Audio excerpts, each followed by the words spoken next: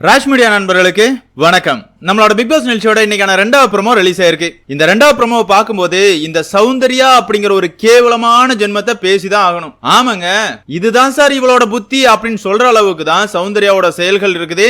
அதே மாதிரியே இவ்வளவு பெரிய பிரச்சனை நடந்ததுக்கு மெயின் ரீசனே இந்த நிகழ்ச்சியோட ஹோஸ்ட் அப்படின்னே சொல்லலாம். நடந்து முடிஞ்ச பொம்மை டாஸ்க்லயே இந்த ரயான் ஜெஃப்ரி இந்த 2 பேருக்கும் வார்னிங் கொடுத்து ஒரு எல்லோ கார்டு கொடுத்திருந்தார் அப்படின்னா இந்த ஜெஃப்ரி எல்லாம் இந்த அளவு துள்ள மாட்டான். இவனை பொறுத்தளவுல ஒரு கேவலமான கேமா தான் ஆடி இருக்கான். ஆமாங்க, ஜெஃப்ரிய பொறுத்தளவுல ஒரு துரோகி தான். பிக் பாஸ் வீட்டுக்குள்ள தன்னோட நிலைநிற்புக்காக மத்தவங்களை ஏமாத்தி ஒரு கேம் ஆடிக்கிட்டு இருக்கான். ஆமா, அதே மாதிரியே சௌந்தர்யாவை பொறுத்தளவுல ராணவ் கேமராவுக்காக எல்லாம் பண்றான், அதனாலதான் நான் அவனை நம்பல அப்படிங்கிற மாதிரி ஒரு ஸ்டேட்மெண்ட் வைக்கிறாங்க. நீ எதுக்காகமா விளையாடுற? நீ அதே கேமராவுக்காக தானே கேவலமா கேம் ஆடிட்டு இருக்க. நேத்து கூட முத்துக்குமரன் உன்னை நாமினேட் பண்ணும்போது என்ன காரணம் சொன்னா? சௌந்தர்யாவை பொறுத்தளவுல 2 மூட் இருக்கு. ஒன்னு சீரியஸா அக்ரெசிவா இருப்பாங்க, அதை மறைக்கணும் அப்படிங்கறதுக்காக கியூட்டா ஒரு ஆக்டிங்க போடுவாங்க அப்படிங்கிற மாதிரி சொல்லியிருந்தான். அப்படிதானமா நீ இது நாள் வரையா நடிச்சுக்கிட்டு இருக்க? மத்தவங்களை இரிட்டேட் பண்றது, மத்தவங்களை மார்க் பண்றது, கேவலப்படுத்துறது, இதை தானே முழு நேர தொழிலாவே வச்சிருக்க. அது எப்படி? உன்னை பொறுத்தளவுல நீ பண்றதெல்லாம் கியூட்டு, மத்தவங்க பண்ணா நடிக்கிறாங்க, கேமராவுக்காக பண்ற. நீ சொல்ற மாதிரி தாமா, உன்ன மாதிரி ஒரு கேவலமான போட்டியாளரை நாங்க பார்த்ததே கிடையாது. அந்த அளவு தான் சௌந்தர்யாவோட நடவடிக்கை. என்னதான் இருந்தாலும் இந்த ப்ரோமோவை பொறுத்தளவுல என்னெல்லாம் இருக்குது அப்படிங்கறத டீடைலா பார்த்தலாம். வீடியோக்குள்ள போறதுக்கு முன்னாடி நம்ம சேனலுக்கு நீங்க புதுசா இருந்தீங்க அப்படின்னா மறக்காம சப்ஸ்கிரைப் பண்ணிருங்க. வாங்க வீடியோக்குள்ள போலாம். அதாவது இந்த ப்ரோமோவை பொறுத்தளவுல அடிப்பட்ட ராணவ் மறுபடியும் பிக் பாஸ் வீட்டுக்குள்ள வராரு. அந்த நேரம் கேப்டனா இருக்கிற விஷால் ஒரு விஷயத்த சொல்றாரு. அதாவது ராணவ் பொறுத்தளவுல கையில அவருக்கு பலத்த அடிதான், அவரோட கை சரியாறதுக்கு எப்படினாலும் இன்னும் 3 வாரமாவது ஆகும் அப்படிங்கிற மாதிரி சொல்றாரு. அந்த இடத்துல அன்ஷிதா எழுந்து மனம் அறிந்து மன்னிப்பு கேக்குறாங்க. எப்பா, அந்த சம்பவம் நடக்கும் போது உண்மையாவே உனக்கு அடிபட்டு இருக்குது அப்படின்லாம் நான் நினைக்கவே இல்ல. நீ போலியா நடிக்கிற அப்படிங்கிற மாதிரி நானும் சில வார்த்தைகளை விட்டுட்டேன், என்ன மன்னிச்சிரு, நான் உண்மையாவே தெரிஞ்சு அப்படி பேசல அப்படிங்கிற மாதிரி மன்னிப்பு கேக்குறாங்க. ரொம்பவே அழுது ஃபீல் பண்றாங்க. அதுக்கப்புறமா சௌந்தர்யா பேசுது. இந்த இடத்துல இது என்ன சொல்லுது அப்படின்னு பார்த்தோம்னா, நீ கீழே விழுந்த நேரம் கூட நீ தெரியணும் அப்படிங்கறதுக்காக தான் பண்றியோ அப்படின்னு நான் நினைச்சேன் அப்படிமே சொல்லுது. உடனே அந்த இடத்துல ராணவுக்கு செம காண்டாயிருது. அவர் அந்த இடத்துல என்ன சொல்றாரு அப்படின்னு பார்த்தோம்னா, நான் இந்த பிக் பாஸ் வீட்ல பல விஷயங்கள் வேணும்னே பண்றேன், இல்லன்னு சொல்லல, அது நான் பண்ணணும் அப்படிங்கறதுக்காக தான் பண்றேன், தெரியணும் அப்படிங்கறதுக்காக தான் நான் எல்லாமே பண்றேன் அப்படிங்கிற மாதிரி நீ பேசுற வேலை வச்சுக்காத அப்படிங்கிற மாதிரி செமகான்ல பேசுறாரு. அந்த இடத்துல அவரை பொறுத்தளவுல மனம் உடைஞ்சு அல்ற மாதிரி காட்டுறாங்க. முத்துக்குமரன் தான் ராணுவுக்கு ஆறுதலா கூடயே இருக்கிறாரு. இதுதாங்க முத்துக்குமரனை முதல் வீக்கெண்ட் எபிசோட்ல விஜய் சேதுபதி பாராட்டும் போதா இருக்கட்டும், அவருக்கான கிளாப்ஸ் வரும்போதா இருக்கட்டும், கூடவே சேர்ந்து ரசிச்சது முத்துக்குமரன் தான். ராணுவ கேமுக்காக என்ன வேணாலும் பண்ணட்டும், கேப்டன்சி டாஸ்க்ல கூட முத்துக்குமரன் முதுகுல தான் ராணுவ குத்துனாரு. ஆனா எந்த இடத்துலயுமே ராணுவ முத்துக்குமரன் குறை சொன்னதே கிடையாது.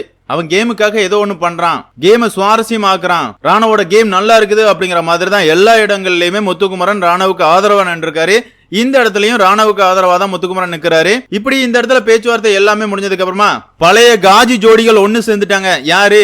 ஜெஃப்ரி, சௌந்தர்யா ரெண்டுமே ஒண்ணு சேர்ந்துட்டாங்க.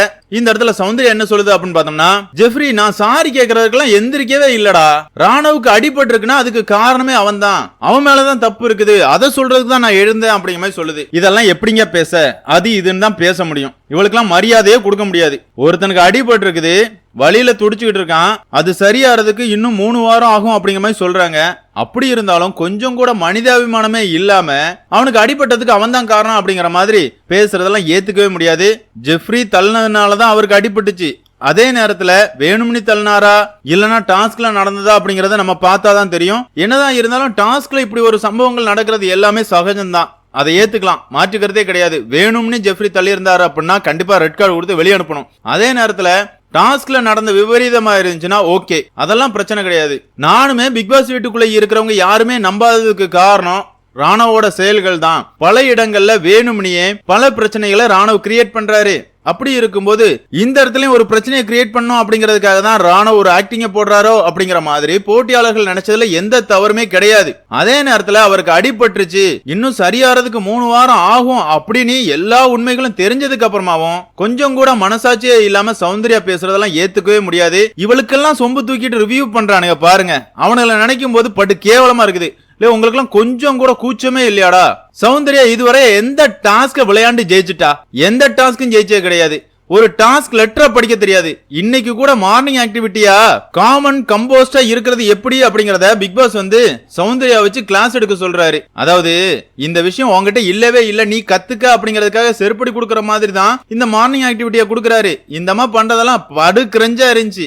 இதுல இவங்க மட்டும்தான் நேர்மையா இருக்கிறாங்களாம், உண்மையா இருக்கிறாங்களாம், சௌந்தர்யா தான் மாஸ் அப்படிங்கிற மாதிரி கதறீங்கல்ல. உங்களை நினைக்கும் போதாண்டா ரொம்பவே பாவமா இருக்குது. இதுக்கு மேல எனக்கெல்லாம் சொல்றதுக்கு வார்த்தைகளே இல்லங்க. என்னதான் இருந்தாலும் சௌந்தர்யாவோட எச்ச புத்தி வெளியே வந்துருச்சு. ஒருத்தன் அடிபட்டு வழியில துடிக்கும் போது கூட கொஞ்சம் கூட மனசாட்சி இல்லாம இப்படி பேசுற ஒரு நபரை நம்ம இதுவரையா பார்த்தது கிடையாது. இந்த சௌந்தர்யாவை பத்தி நீங்க என்ன நினைக்கிறீங்க அப்படிங்கிற உங்களோட கருத்துக்களை மறக்காம கமெண்ட்ல மென்ஷன் பண்ணுங்க. இந்த வீடியோ உங்களுக்கு பிடிச்சிருந்தா லைக் பண்ணுங்க, ஷேர் பண்ணுங்க, மறக்காம சேனலை சப்ஸ்கிரைப் பண்ணுங்க. Thank you friends.